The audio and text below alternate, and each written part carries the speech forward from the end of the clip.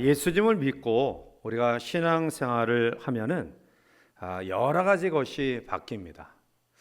그 가운데 가장 중요하고 큰 변화는 가치관의 변화입니다. 예수 믿기 이전에 좋아하던 것이 이제는 값이 없게 되어지죠. 또한 죄에 대해서도 굉장히 민감하게 반응하고 또 의에 대한 사모함이 믿음을 가지게 되면 더 커집니다. 그리고 더 나아가 하나님의 뜻대로 살고픈 마음이 우리 가운데 싹트죠. 자, 또 다른 변화는 교제입니다. 예수 믿기 전에는 세상 유흥과 또 연락을 같이 하는 세상 사람들이 굉장히 편하고 즐거워요. 그런데 예수님을 믿고 나서 신앙의 눈을 뜨고 난 다음에 하나님의 생명으로 충만해지면 이전에 즐거워하던 그러한 세상의 도락과 또 유흥과 쾌락들이 오히려 죄악의 나날이라는 것을 알게 돼요. 그래서 교제하는 대상과 사귀는 사람의 대상이 바뀝니다. 자, 그런데 신앙생활하면서도 여전히 죄 가운데 어울리던 옛 친구들이 좋고 교회에 오는 것이 별로 재미가 없다고 한다면 이것은 신앙이 건강하지 못한 증거입니다. 예수님을 믿고 변화되면 예배가 소중하고 또 예수 믿는 사람들을 만나는 것을 기다리고 그리고 기뻐요. 가까운 사람이 아니라 할지라도 하나님의 사람들을 보면 기쁩니다. 데살로니가 전서는 주님을 향한 바울의 열정과 데살로니가 교회를 향한 바울의 사랑의 마음을 잘 표현해 주고 있는 성경이에요. 사실 데살로니가 교회는 대단한 교회가 아니었습니다. 아마 요즘 말로 교회를 평가한다고 한다면 예루살렘 모교회 또한 고린도 교회 탁월한 능력과 일꾼들이 많았던 또 사랑이 지극했던 에베소 교회 선교의 기틀로 귀한 사역을 감당했던 안디옥 교회 등 이 데살로니가 교회와 결코 비교할 수 없는 좋은 교회들이 많았습니다. 그러나 사실 데살로니가 교회는 지극히 작고 연약한 교회예요. 더욱이 바울은 이 데살로니가 지역에 대한 추억과 또 체험이 별로 좋지 않아요. 왜냐하면 데살로니가 사람들로부터 이제 배척을 당했죠. 그래서 베레아까지 도망갔는데 거기까지 쫓아와서 괴롭혀요. 이 데살로니가 사람들이. 그래서 거기서 견디다 못해 아덴까지 가죠. 그런데 거기까지 악착같이 쫓아와가지고 바울을 괴롭힙니다. 그러니까 데살로니가 교회에 대해서 그 지역에 대해서 바울은 사실은 유쾌한 감정이 없어요. 자, 그럼에도 불구하고 오늘 우리는 본문에서 데살로니가 교회 성도를 향한 바울의 마음이 어떠했는지 그의 그 상태가 어떠한 관심과 애정을 가졌는지 우리는 생생하게 느낄 수 있어요. 데살로니가전서 1장부터 3장까지는 사실 역사적인 그런 부분으로 데살로니가 교회를 향한 바울의 회상과 감사와 격려를 이야기하고요. 4장부터 5장까지는 실천적인 그러한 부분을 이야기하고 있어요. 1장에서 우리가 살펴봤듯이 데살로니가 교회 현황에 대해서 감사하며 2장에 넘어와서는 데살로니가 교회의 과거 전도 활동을 회상하면서 여러 가지 역사가 일어나고 있음을 감사하고 있어요. 그리고 3장에서 디모데를 자신을 대신해서 데살로니가 교회에 파송한 일과 그 결과에 대해 기록하면서 디모데의 파송은 바울에게 있어서 충만한 기쁨을 가져다 주었음을 말씀하고 있습니다. 그리고 오늘 다시 데살로니가 교회를 향한 사도의 기도를 언급하고 있어요. 자, 우리 본문 10절 말씀을 함께 읽어보겠습니다. 주야로 심히 간구함은 너희 얼굴을 보고 너희 믿음이 부족한 것을 보충하게 하려 함이라. 아멘. 사도 바울이 데살로니가 교회에 대해서 감사하는 마음, 또 핍박과 박해 가운데서도 또 믿음 생활 잘하고 있음에 대해 감사하는 마음을 가지면서 그 가운데 믿음이 부족한 것을 보충하게 하려 함이라 라고 이야기해요. 그래서 믿음이 부족한 것을 보충하게 하려 함이라는 것은 당시에 초대교회에 일반적으로 이제 퍼져 있었던 잘못된 종말론, 즉 예수님의 재림에 대한 잘못된 교리를 바르게 고쳐주어서 바른 재림 신앙을 가지게 하기 위함이죠. 그런데 이러한 관심을 가진 바울이 주야로 심히 간구하였다 이렇게 이야기해요. 이어서 주야라는 말은 낮과 밤이란 뜻인데요, 이것은 시도 때도 끊임없이, 그러니까 하루 24시간 밤낮 주야라는 의미고요, 쉼이라는 이 말은 마음을 다하여 라는 뜻이고, 간구하다로 번역된 네오메노이라는 이 헬라어 원어는 시간의 제약이 없어서 계속해서 기도하는 것을 의미하고 있어요. 그러니까 주야로 심히 간구했다라는 것은 형식적인 기도가 아니라 정말 내 마음과 중심을 다하여 계속해서 기도하던 바울의 이 마음을 우리에게 보여주고 있는 거예요. 자, 그러면서 오늘 바울의 기도를 우리들이 같이 읽은 11절부터 13절까지 말씀 가운데서 구체적으로 데살로니가 교회를 향한 바울의 기도의 제목들을 이야기하고 있습니다. 자, 우리들이 이 바울의 간절한 기도를 하나하나 살펴보면서 또 함께 은혜를 나누고자 하는데요. 자, 첫 번째로는 오늘 사도 바울의 기도의 제목은 가는 길을 열어달라고 기도합니다. 즉 데살로니가 교회로 가는 길을 열어달라고 기도하죠. 자, 11절 넘어가서 함께 보겠습니다. 하나님, 우리 아버지와 우리 주 예수는 우리 길을 너희에게로 갈 수 있게 하시오며. 아멘. 데살로니가 전서 2장에 보면 바울은 사실 한두 번 데살로니가 교회로 가기로 그가 실행에 옮기고자 하는 간절한 마음을 가졌어요. 그런데 사탄의 방해로 그 길이 막혀버렸죠. 그래서 데살로니가전서 2장 18절에 그러므로 나 바울은 한 번, 두 번 너희에게 가고자 하였으나 사탄이 우리를 막았도다 라고 이야기해요. 물론 사탄이 막은 내용에 대해서 성경은 이야기하고 있지는 않지만, 그러나 사도 바울은 데살로니가 교회를 방문하기를 간절히 원했어요. 그토록 힘을 썼지만 갈 수 없었습니다. 그럼에도 불구하고 바울은 포기하지 아니하고 그의 길이 다시 열기를 기도해요. 자, 이 기도는 성부 하나님과 주 예수님께 드린 기도예요. 오늘 그 이유는 뭐냐? 바로 자기의 인생의 여정이나 모든 여론은 하나님의 섭리와 주권 아래 있음을 그는 사실 이미 경험했기 때문에 그런 거예요. 자, 여기서 갈 수 있다라는 의미는 곧은 길, 바른 길을 의미해요. 자, 우리가 너희에게로 갈 수 있게 하나님 앞에 기도하고 있다라는 겁니다.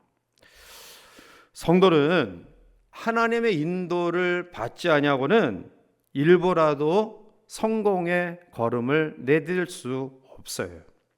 창세기 24장 48절에 내 주인 아브라함의 하나님 여호와께서 나를 바른 길로 인도하사 나의 주인의 동생의 딸을 그의 아들을 위하여 택하게 하셨으므로 내가 머리를 숙여 그에게 경배하고 찬송하였나이다 라고 말하죠. 이 말씀은 아브라함의 늙은 종이 주인의 잡부감을 구하기 위해 먼 길을 떠났고요, 우물가에서 리브가를 만나 올린 기도예요. 하나님 여호와께서 나를 바른 길로 인도하사.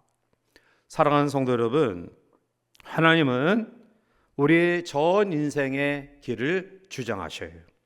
역사의 길도 주장하시고요, 인류 구원의 길도 하나님이 간섭하시고 섭리하셔요.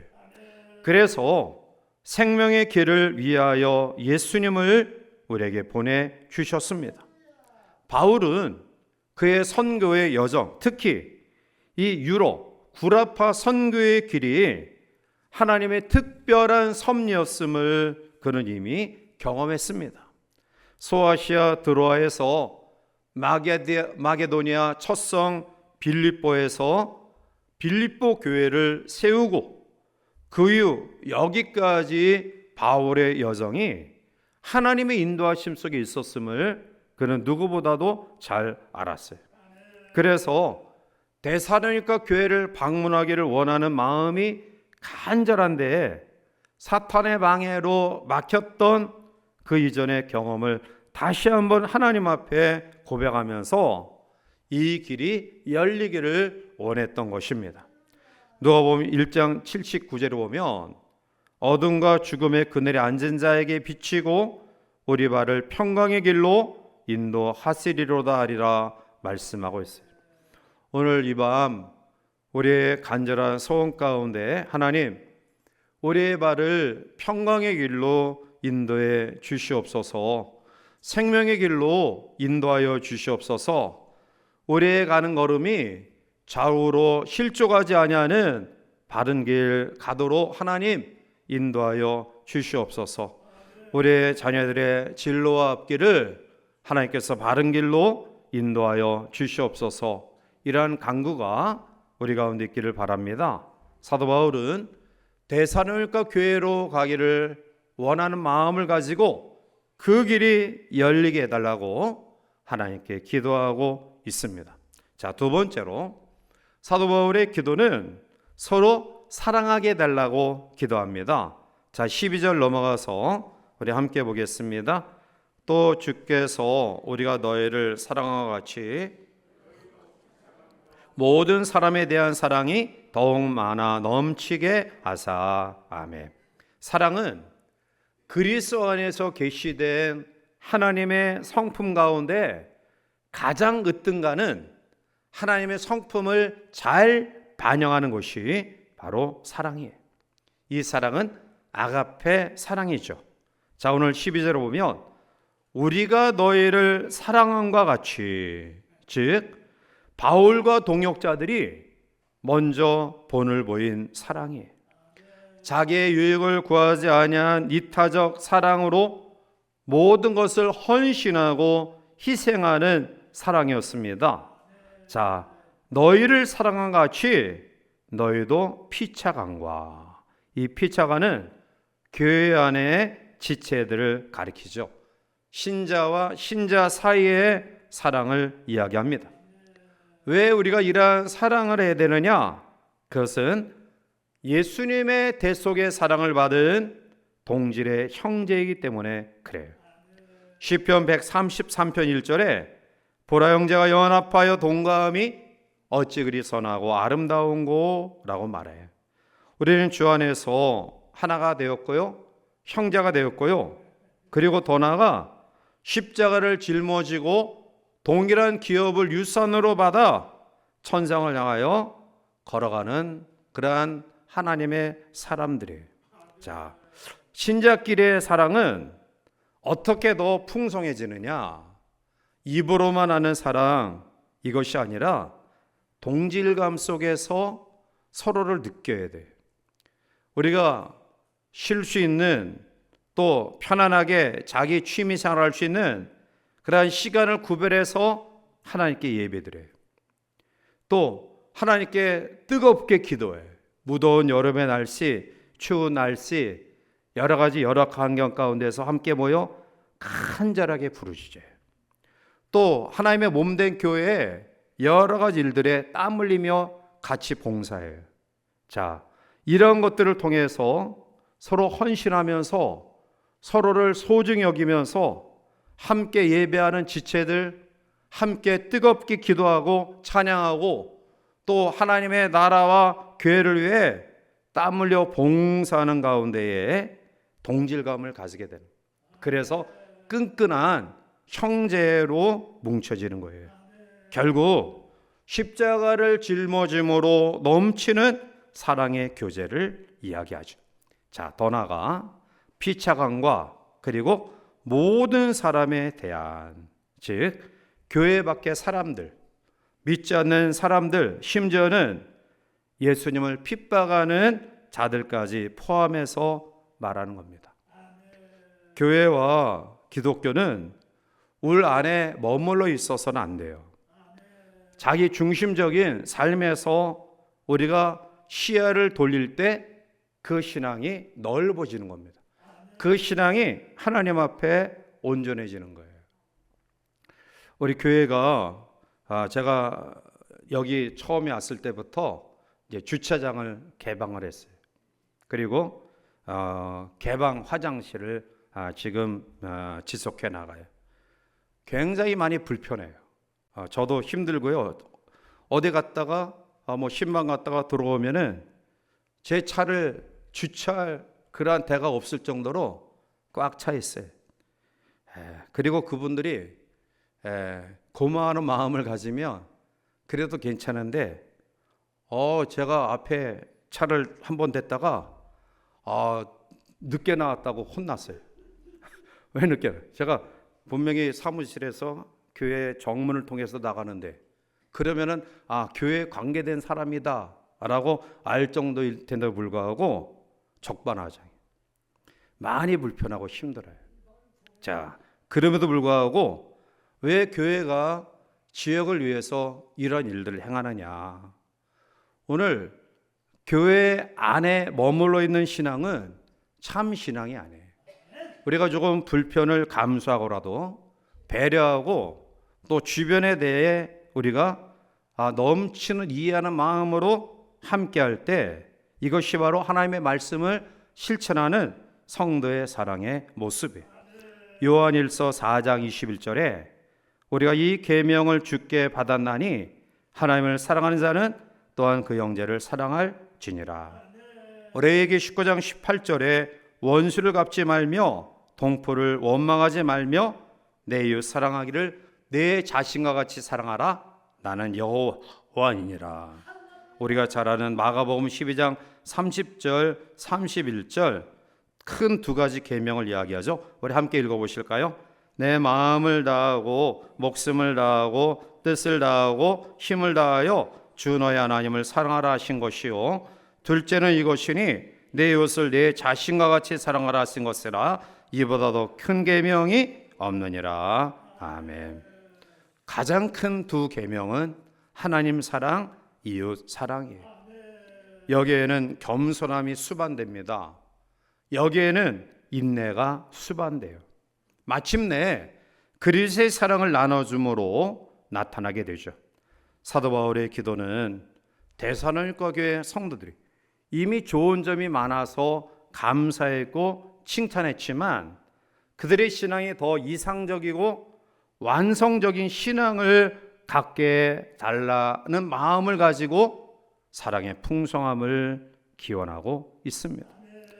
주님의 십자가의 마지막 절규 속에 주어진 저들을 사하여 주옵소서라는 기도, 돌에 맞아 죽어가면서 자기를 돌로 치는 자를 위해 이제를 그들에게 돌리지 마소서한 스데반의 사랑을 이어가는 교회, 이어가는 성도들이 되시기를 바랍니다. 한때 영국 런던에 아주 유명한 세계 교회를 담임하는 유명한 목사님들이 계셨어요. 그리스도 교회를 담당하는 마이어 목사님, 침례 교회를 담임하는 스펄전 목사님, 그리고 웨스트민스터 교회를 이끌면서 사역하셨던 캠벨 몰간 목사님이 계셨는데요. 그분들은 당대에 내노라 하는 모든 목회자들보다 뛰어난 설교를 했던 유명한 설교가들이었어요. 자, 그런데 그 가운데에서 이 그리스도 교회를 담임하는 마이어 목사님이 영향력이나 인기도에서 스펄전 목사님이나 캠벨 몰간 목사님보다는 조금 떨어졌어요. 마이어 목사님은 일기장에 이러한 고백을 적었어요. 하나님, 제가 자꾸 기도하려고만 하면 스펄전과 캠벨 몰간에 대해 질투와 시기심이 자꾸 일어납니다. 아주 솔직한 고백이에요. 이 문제를 가지고 끊임없이 기도를 많이 했어요. 스펄전 목사님이나 캠벨 목사님이 다른 많은 사람들에게 칭찬을 받을수록 오늘 마이어 목사님은 하나님, 저 사람들에 대한 시기하는 마음을 없게 해주세요 라고 기도해요. 그러나 암만 기도해도 시기하는 마음이 자꾸 일어나는 거예요. 그런데 어느 날 하나님께서 마이어 목사님에게 음성을 들려주셔요. 마이어야, 너는 지금까지 스펄전 목사님이나 캠벨의 목사에 대해서 시기하지 않게 해달라고 기도했지 그들을 사랑하는 마음을 갖게 해달라고 기도해 봤느냐? 이 음성이 마이어 목사님의 가슴을 때렸어요. 아, 그렇구나. 그래서 그는 그때부터 기도를 바꿨어요. 그냥 미워하지 않는 마음, 시기하지 않는 마음 갖게 해달라는 것보다 사랑하는 마음을 갖게 해달라고, 저들이 섬기는 교회가 잘 되게 해달라고, 더 많이 영향력을 끼치는 그러한 목사가 되게 해달라고 기도해요. 그리고 그 이튿날 일기장에 이렇게 적었다고 해요. 나는 이제 비로소 자유를 얻었다. 마음의 평안을 얻었다. 내 마음속에 샘솟는 기쁨이 넘쳐나며 평화가 넘친다. 나에게 이러한 자유와 환희를 가져다 주는 것을 내가 미처 알지 못하고 그 사람들을 미워하고 쉬게 했다. 하나님, 나를 용서해 주신 것을 감사합니다. 남을 미워하는 동안 나를 잃어버려요. 남에 대해 시기하고 그리고 잘못된 감정을 가지고 있는 가운데 가장 큰 손해는 그런 마음을 가진 나 자신이에요. 절대로 그런 마음을 가진 사람들의 마음속에 하나님이 평안을 주지 않고요, 기쁨을 주지 않아요. 평화를 주지 않습니다. 결국 남을 미워하는 동안 나를 잃어버렸던 마이어 목사님은 남을 사랑하는 마음을 가지는 순간 더 큰 은혜를 경험하게 돼요. 사랑하지 못하는 것은 문제 해결에 도움되지 않아요. 시기와 질투보다 오히려 사랑하는 마음을 가지고 축복할 때 더 아름다운 은혜의 해결이 우리 가운데 있어요. 오늘 성경은 우리에게 이야기합니다. 서로 사랑하라, 그리고 모든 사람을 사랑하라고요. 내 마음에 맞고 나를 잘 이해하고 그리고 함께 통하는 사람이 아닌 모든 사람, 여기에는 심지어 박해하는 사람들까지 포함되어 있어요. 그것이 예수 그리스도께서 누리셨던 평안, 스데반 집사님이 가지셨던 천사의 얼굴을 경험할 수 있는 놀라운 비결임을 믿으시기 바랍니다. 마지막 세 번째, 사도 바울은 데살로니가 교회를 향해서 온전한 믿음을 갖게 해달라고 기도해요. 자, 13절 마지막 절 우리 함께 보겠습니다. 너의 마음을 굳건하게 하시고 모든 성도와 함께 강림하실 때에 하나님 우리 아버지 앞에서 거룩함에 흠이 없게 하시기를 원하노라. 아멘. 우리 기독교가 다른 종교와 다른 특징적인 그러한 신앙의 내용들이 있어요. 대표적인 게 창조신앙이에요. 그러니까 하나님이 세상을 창조하셨다. 이 창조신앙은 기독교가 가지는 유일한 특징이죠. 또 삼위일체 신앙, 성부, 성자, 성령께서 함께 역사하시는 삼위일체 신앙, 십자가 신앙, 예수 그리스도의 십자가를 통해 죄의 문제를 해결하는, 또 부활 신앙, 즉 부활하심으로 영원한 생명을 주는, 죄의 문제와 인간이 두려워하는 죽음의 문제를 해결해 줬던 십자가 신앙 부활신앙, 이게 기독교를 대표하는 특징적인 신앙이에요. 자, 그런데 그 가운데 중요한 신앙이 또 하나 있어요. 그것은 재림 신앙입니다. 예수님께서 다시 이 땅에 오신다. 그리스도의 파루시아. 예수님의 초림의 사건이 역사적인 사실인 것처럼 그리스도의 재림의 사건도 분명히 역사적 사건으로 우리에게 나타날 줄 믿습니다. 이것이 성경의 마지막 약속이에요. 가장 중요한 최대의 소망, 가장 아름다운 진리, 그게 바로 예수님의 재림 사건입니다. 성경 전체가 예수님의 재림을 이야기하고 있어요. 신약 성경에서만 해도 318번이나 언급되고 있고요. 신약 성경 27권 가운데 23권의 그리스도의 재림을 언급하고 있어요. 그리스도의 재림은 오늘 14절 보니까 그의 모든 성도와 함께 강림하신다. 여기서 모든 성도는 예수님 안에서 이미 영화, 그러니까 우리 성결교에서 말하면 중생 성결 영화, 완전한 그런 상태를 경험한 사람, 그것은 죽은 자들을 가리켜요. 모든 성도와 함께 강림하신다. 데살로니가전서 4장 14절에 우리가 예수께서 죽으셨다가 다시 살아났음을 믿을진대 이와 같이 예수 안에서 자는 자들도 하나님이 그와 함께 데리고 오시리라. 하나님이 데리고 오신다. 고린도전서 15장에서는 살아있는 자가 주님을 맞이할 때는 변화체로, 이미 죽은 사람이 예수 그리스도의 강림을 맞이하는 것은 부활체로, 어쨌든 그리스도의 재림 시 엄청난 역사의 순간이 우리에게 다가와요. 그러면서 오늘 바울은 잘못된 재림 신앙을 가지고 있었던 데살로니가 교회 성도들에게 바른 신앙을 강조하죠.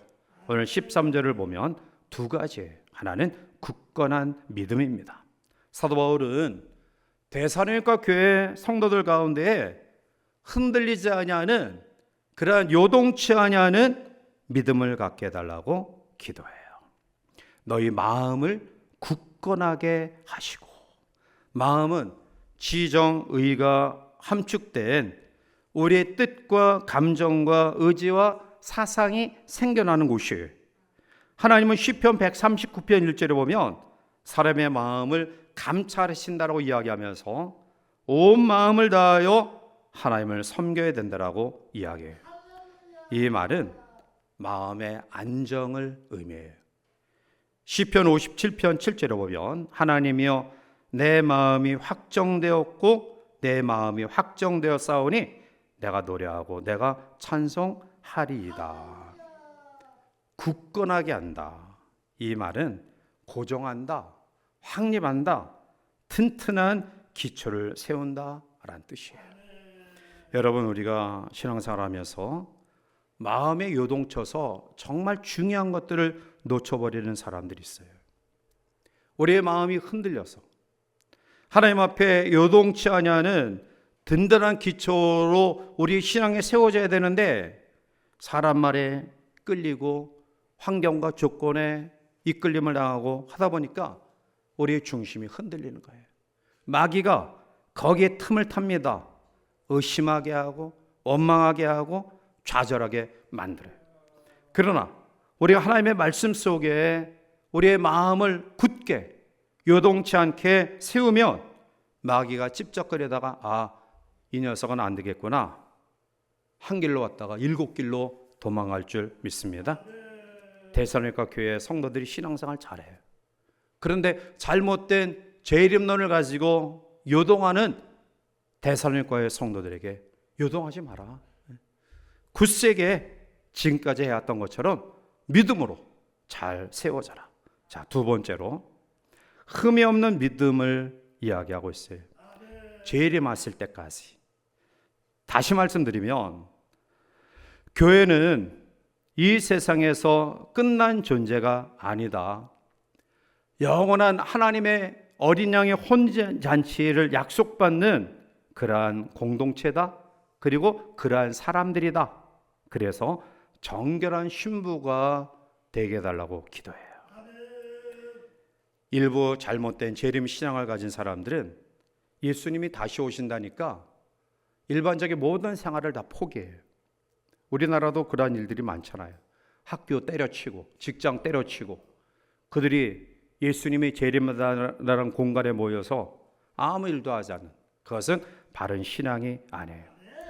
예수님의 재림하실 때까지 구별된 흠이 없는 삶을 살아야 된다. 자, 그런데 여러분, 우리는 바울의 기도 속에서 둘째 기도의 제목과 셋째 기도 제목 사이에 긴밀한 연관성을 여러분들 주목해야 돼요. 즉, 사랑이 넘치는 것과 하나님 앞에서 굳세게 거룩하게 흠이 없는 것 사이의 관계.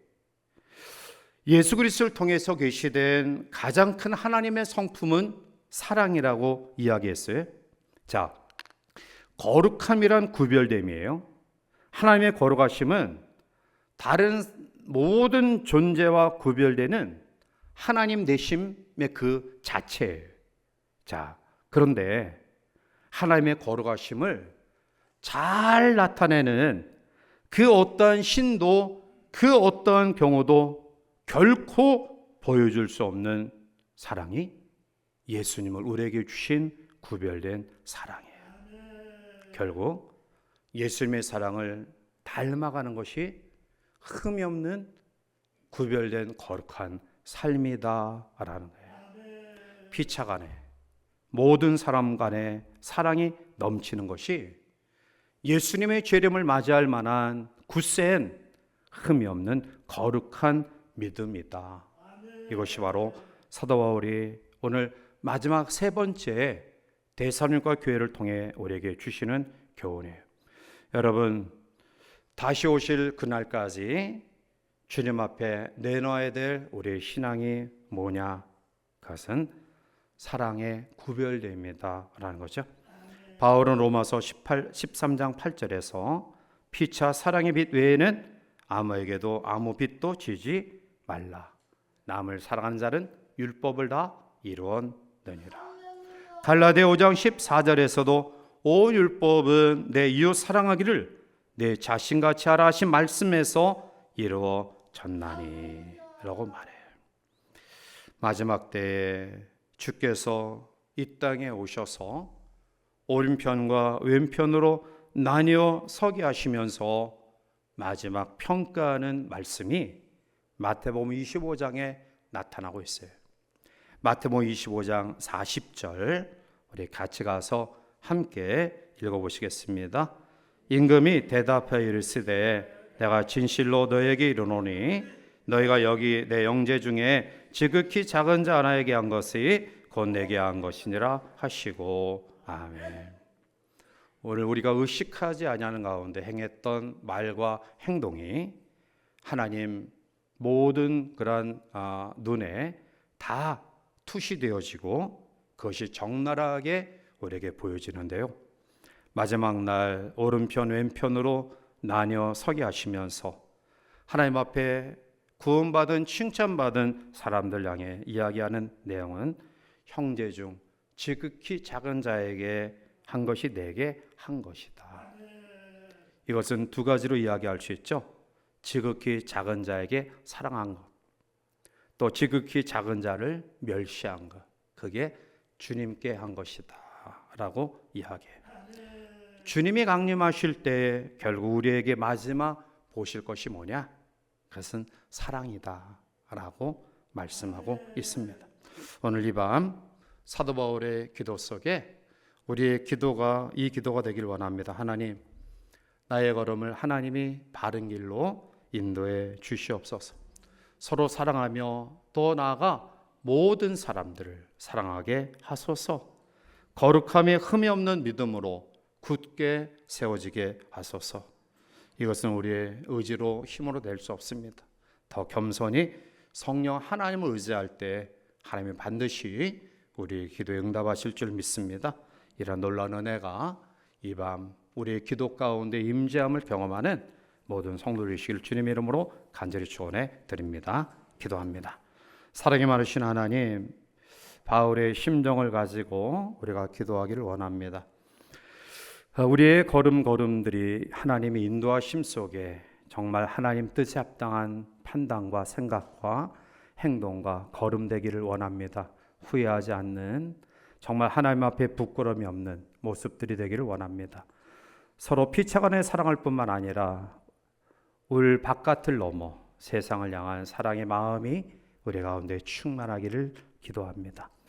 하나님, 예수님의 재림에 대한 분명한 사건을 우리들 확신하면서 굳세 믿음 위에 흠이 없는 거룩한 모습으로 세워지기를 원합니다.